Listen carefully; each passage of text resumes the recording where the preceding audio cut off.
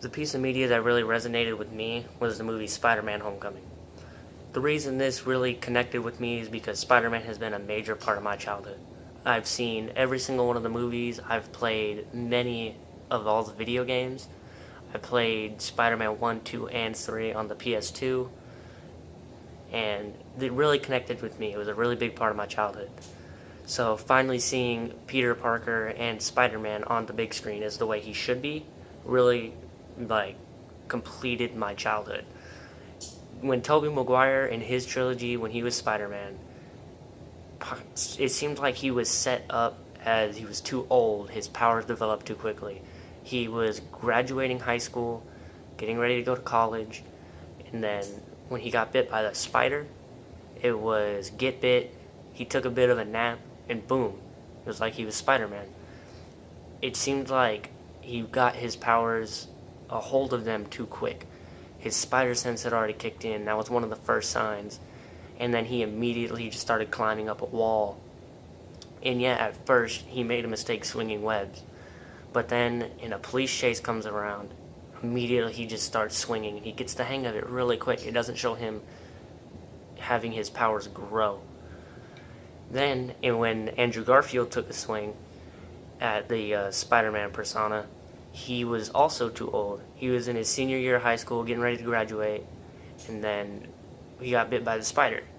After he got bit, he did a couple things, and then he was Spider-Man. He just made his web shooters, and he automatically started swinging. He fell from a building, saved himself, and got scared. But right after that, it showed him swinging as if he'd been doing it for a long time. He also had his spider sense really quick. It seemed all too fast for him to becoming Spider-Man, adapting from Peter Parker.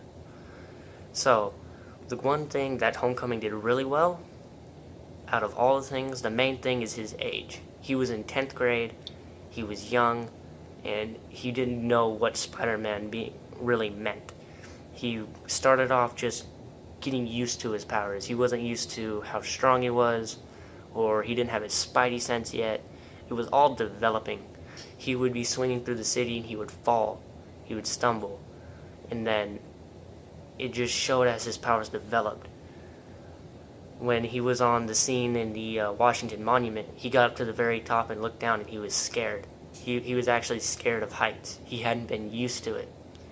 When he jumped off to go over the helicopter, he truly was scared. He thought he was going to die. He was really ready to fall. He didn't know all his plan was going to work. He didn't know what he was doing. Then the ferry scene. What happened was when the ferry split in half, he was immediately able to come up with the plan and execute it. When he executed it, he didn't succeed. He failed. By failing, it showed the humanity in him and that he wasn't perfect. He really was a kid.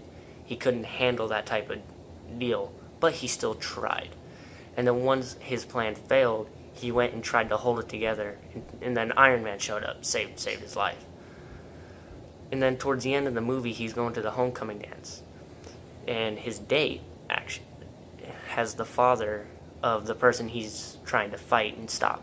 He finds out he's Spider-Man. He gives him a chance to just go be himself and let the Vulture just continue with his evil operation. But Spider-Man chooses not to do that, and he goes to save the day.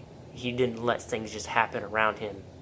He actually proceeded to push the plot forward and help make things happen.